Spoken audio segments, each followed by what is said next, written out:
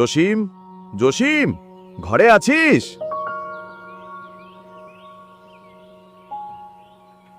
জি চৌধুরী সাহেব, আজ আমার বাড়িতে কি মনে করে? তোর বাবা মা তো মরে গেছে প্রায় মাস দুয়েক হলো। দুঃখের কথা কি আর বলবো, বড্ড ভালো মানুষ ছিল তোর বাবা মা। জি চৌধুরী সাহেব।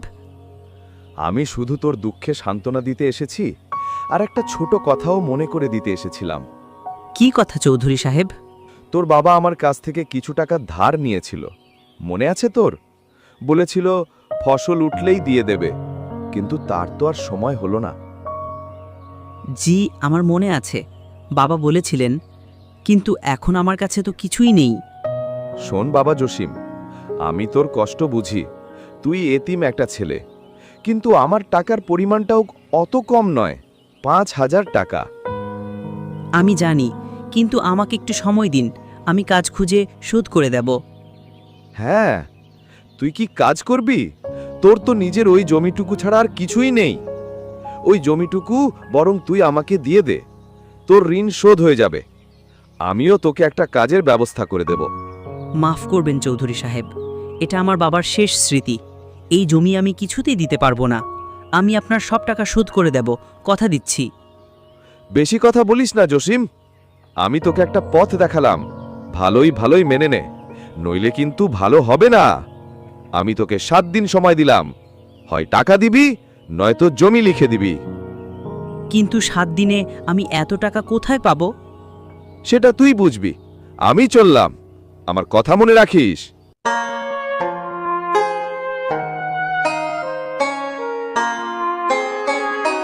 আমি এখন কি করব? কোথায় যাব? হে সৃষ্টিকর্তা, তুমি ছাড়া তো আমার আর কেউ নেই। রতন, শরীফ, কোথায় তোরা? এদিকে আয়।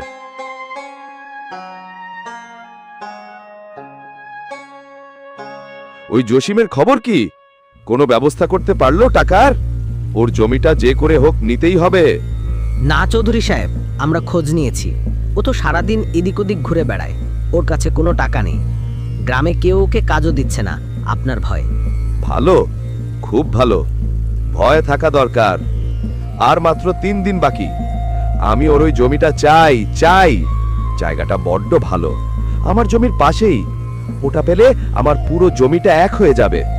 চৌধুরী সাহেব, ও যদি রাজি না হয়, যদি বেঁকে বসে? বেঁকে বসলে সোজা করতে কতক্ষণ? তোরা আছিস কি করতে? আমি যা বলবো তাই করবি। ওকে এমন শিক্ষা দিতে হবে যেন আর কোনোদিন আমার কথার উপর কথা বলার সাহস না পায়। চৌধুরী সাহেব, আপনি শুধু হুকুম দেবেন, বাকিটা আমরা দেখে নেব। ছেলেটাকে কি একটু ভয় দেখাবো? এখন না, সময় শেষ হোক, তারপর আমি যা বলবো ঠিক তাই করবি। ওর কান্নাকাটি, অনুনয় বিনয় কিছুই শুনবি না। মনে রাখবি, আমার জমিটা চাই, যে কোনো মূল্যে। জি চৌধুরী সাহেব। জব্বার চৌধুরীর দেওয়ার সময় শেষ হওয়ায় রতন আর শরীফ জসিমের বাড়িতে গিয়ে দরজায় কড়া নাড়ে। জসিম, জসিম, দরজা খোল, আমরা চৌধুরী সাহেবের লোক। ভালোই ভালোই দরজা খোল, নইলে দরজা ভেঙে ঢুকে যাব।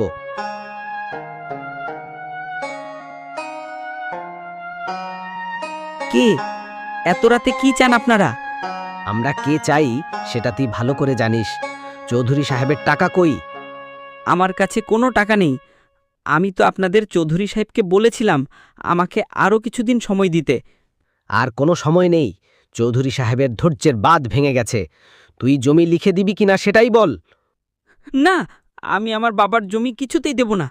আপনারা চলে যান এখান থেকে। তোর এত সাহস? চৌধুরী সাহেবের মুখের উপর কথা বলিস? তোর সব সাহস আমরা বের করছি। চল, ওকে ধরে নিয়ে চল। না না, আমাকে ছেড়ে দিন। আপনারা আমার সাথে এমন করতে পারেন না।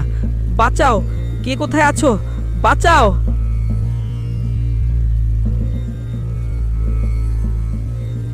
এ মরে গেল নাকি? যাক, মরলেই ভালো, আমাদের কাজটা আরো সহজ হয়ে যাবে। নে ধর ওকে, ওই জঙ্গলে ফেলে দিয়ে আসি। রতন শরীফ জসিমকে গভীর জঙ্গলের ভিতরে নিয়ে যায়। নে, এখানেই ফেল। আর কত দূর নেবি? এখানেই রাখ। পড়ে গেছে তো, ভালো করে দেখ, পরে যদি আবার উঠে বসে। আরে না, যেভাবেই মেরেছি বাঁচার কোনো উপায় নেই। চল এবার চৌধুরী সাহেবকে গিয়ে খবরটা দেই। বলবো কাজ হয়ে গেছে। হ্যাঁ চল, চৌধুরী সাহেব খুশি হয়ে বকশিস দিবেন। জমিটা যে এবার চৌধুরী সাহেবের হয়ে গেল।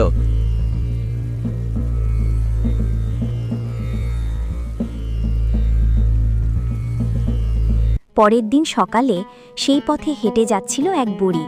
হঠাৎ তার চোখ পড়ে জসিমের দিকে। আহারে, এখানে ছেলেটা এইভাবে পড়ে আছে কেন? কারা এমন সর্বনাশ করলো ছেলেটার? বেঁচে আছে কি দেখি তো। এখনো মরেনি, বেঁচে আছে। একটু পানি ছিটিয়ে দেখি। ওঠো বাবা, চোখ খুলো। আমি কোথায়? আমার মাথায় খুব যন্ত্রণা করছে। তুমি জঙ্গলে পড়ে আছো বাবা, আমি তোমাকে দেখতে পেলাম। তোমাকে এই অবস্থা কে করেছে?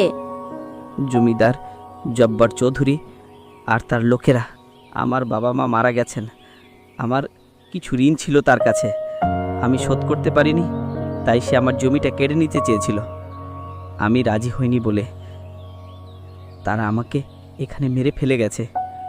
বুঝেছি, মানুষের লোভ কত ভয়ঙ্কর হতে পারে। কেঁদো না বাবা, যা হওয়ার হয়ে গেছে। এখন তোমাকে নতুন করে বাঁচতে হবে। আমি আর কোথায় যাব বুড়িমা? আমার তো আর কিছুই বাকি রইল না। বাড়ি জমি সব শয়তানটা নিয়ে নিয়েছে। কে বলেছে তোমার কিছু নেই? তোমার সাহস আছে। আর আমি তোমাকে একটা জিনিস দিচ্ছি, এই লাঠিটা রাখো। বুড়িমা, আমি এই লাঠি দিয়ে কি করব? আপনার লাঠির কোনো দরকার নেই। এটা কোনো সাধারণ লাঠি নয় বাবা, এটা একটা জাদুর লাঠি। তুমি এটা হাতে নিয়ে যা চিন্তা করবে এটা তাই হয়ে যাবে। যদি ভাবো এটা একটা কোড়াল হোক, এটা কোড়াল হয়ে যাবে। যদি ভাবো এটা কোদাল হোক, এটা কোদাল হয়ে যাবে। সত্যি বলছেন বুড়িমা? এটা জাদুর লাঠি? পরীক্ষা করে দেখতে পারো তুমি। আর গ্রামে ফিরে যেও না। ওই লোভী জমিদারের চোখ পড়লে সে তোমাকে আবার মেরে ফেলতে চাইবে। এই জঙ্গলেই তোমার নতুন জীবন শুরু করো। এই লাঠি দিয়ে তুমি নিজের প্রয়োজন মতো সব জিনিস বানিয়ে নিতে পারবে। চাষবাস করে নিজের খাবারের ব্যবস্থা করতে পারবে। বুড়ি হাঁটতে হাঁটতে জঙ্গলে মিলিয়ে যায়। উনি কি সত্যি বললেন? এটা কি সত্যি জাদুর লাঠি? আচ্ছা দেখি তো। আমি চাই এই লাঠিটা একটা ধারালো কোড়াল হয়ে যাক। আরে এ তো সত্যি, এটা তো কোড়াল হয়ে গেছে। তার মানে বুড়িমা ঠিকই বলেছিলেন, আমি এখন নতুন করে বাঁচতে পারবো। আমি আর ওই গ্রামে ফিরবো না, আমি এখানেই থাকবো।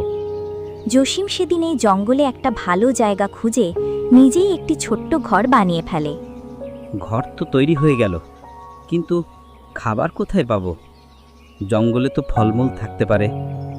এই লাঠি, তুমি কি আমাকে কিছু ফল এনে দিতে পারো?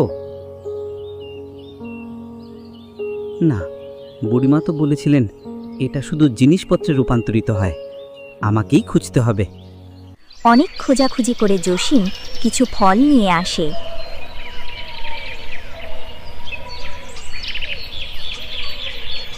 বাহ, কি সুন্দর কোদাল! এটা দিয়ে মাটি কোপাতে খুব সহজ হবে।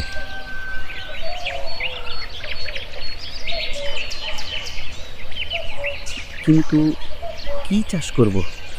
আমার কাছে তো কোনো বীজ নেই। আচ্ছা, যদি আলু লাগাই তাহলে কেমন হয়?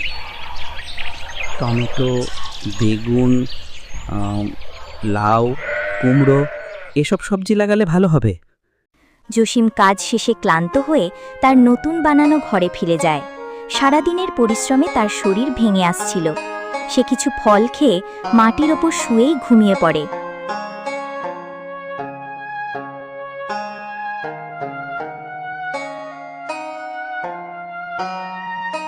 এ কি? এসব কি?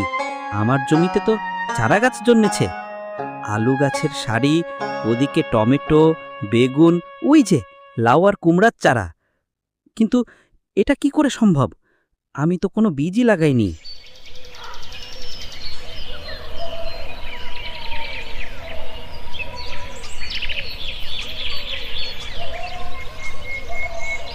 এ তো সত্যি একদম তাজা চারা গাছ। কিন্তু কিভাবে? আমি তো কাল শুধু ভেবেছিলাম, আমি শুধু এই সবজিগুলোর নাম স্মরণ করেছিলাম। তার মানে আমি যা ভাববো সেই ফসলই আমার জমিতে ফলে যাবে। বাহ, কি সুন্দর ফলন হয়েছে! এখন এগুলো বিক্রি করতে হবে, পাশের গ্রামের বাজারেই নিয়ে যেতে হবে। কিন্তু এত সবজি আমি নিয়ে যাব কি করে? লাঠি, তুমি তো আমার সব সমস্যার সমাধান করো। তুমি কি একটা ভ্যান গাড়ি হতে পারবে?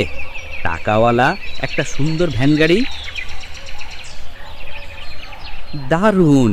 তুমি আমার সব সময় সঙ্গী। চলো, এবার ফসল তোলার পালা।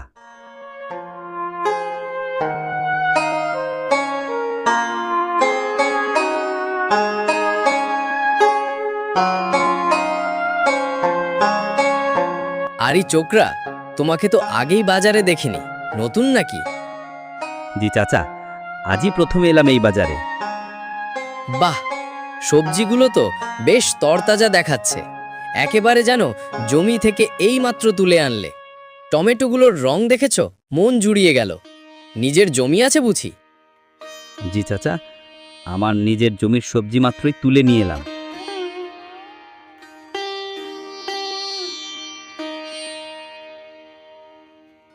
এই ছেলে, এই টমেটোগুলো কত করে কেজি? কি সুন্দর! এই অসময়ে এত ভালো টমেটো কোথায় পেলে? খালা, 30 টাকা কেজি। 30 টাকা? একটু বেশি হয়ে গেল না বাবা? 25 করে রাখো, 2 কেজি নেব। আচ্ছা খালা, তাই দিন। আপনি আমার প্রথম খদ্দের।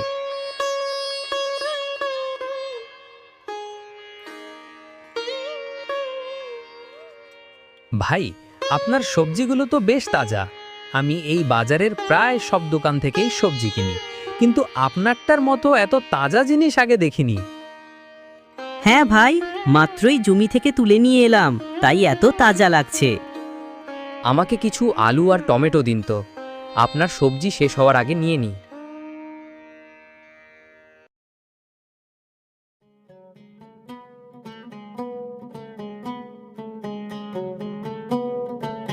আরে জসিম ভাই, এসে গেছেন? আমি আপনার জন্য অপেক্ষা করছিলাম। দেখুন, আজ আপনার জন্য কত নতুন ক্রেতা নিয়ে এসেছি। ইনি আমাদের গ্রামের মাস্টার মশাই। বাবা, তোমার নামই জসিম? জি মাস্টার মশাই, আমি জসিম। তোমার সবজির নামটা শুনেছি। আলী তো তোমার প্রশংসা বন্ধই করছে না। তোমার ফসল দেখে চোখ জুড়িয়ে গেল। নিজের হাতে ফলিয়েছ সব? হ্যাঁ মাস্টার মশাই, আমি নিজে আমার জমিতে ফলিয়েছি। বড়ই আশ্চর্যের কথা। এই সময় যেখানে অন্য কৃষকরা ভালো ফলনের জন্য হাহাকার করছে, সেখানে তুমি জঙ্গলের কাছে একা একা এমন সোনার ফসল কিভাবে ফলাচ্ছ? তোমার জমিতে কি কোনো বিশেষ কিছু ব্যবহার করো? আমার জমিটা খুব উর্বর মাস্টার মশাই, আর আমি খুব যত্ন নেই, আর কিছুই না। তোমার বিনয় দেখে ভালো লাগলো। সততা আর পরিশ্রম থাকলে সৃষ্টিকর্তা কাউকে ফেরান না। দাও বাবা, আমাকে সব সবজি 1 কেজি করে দাও। এ তো আমার সৌভাগ্য মাস্টার মশাই।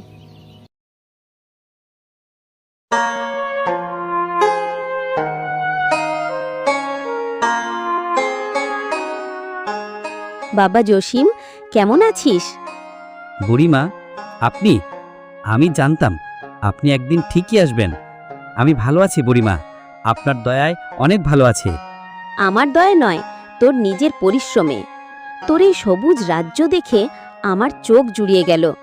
আমি যা ভেবেছিলাম তুই তার থেকেও বেশি করে দেখিয়েছিস। সবই তো আপনার দোয়া বুড়িমা। এই লাঠিটা না থাকলে আমার কিছুই হতো না। দেখুন, এই ফসল, এই ঘর, সবই তো এর জন্য। লাঠিটা ছিল শুধু একটা অজুহাত মাত্র। আসল জাদু তোর মনে, তোর সৎ ইচ্ছায়। আমি তোকে শুধু পথটা দেখিয়ে দিয়েছিলাম, আর তুই সেই পথে হেঁটেছিস। তোর আর এই জাদুর লাঠির আর প্রয়োজন নেই। না বুড়িমা, এটা আপনার স্মৃতি, আপনার দোয়া। আমি এটা সারা জীবন আমার কাছে রাখব। এটা আমাকে সবসময় মনে করাবে সততার চাই বড় কোনো জাদু নেই। বেশ বাবা, তবে তাই হোক। আমি এখন আসি। তোর এই নীরব পরিশ্রমই তোর সবচেয়ে বড় পরিচয়। আপনি আবার আসবেন তো বুড়িমা? যখনই তোর মন আমাকে ডাকবে, দেখবি আমি তোর পাশেই আছি। ভালো থাকিস বাবা, আজ আসি।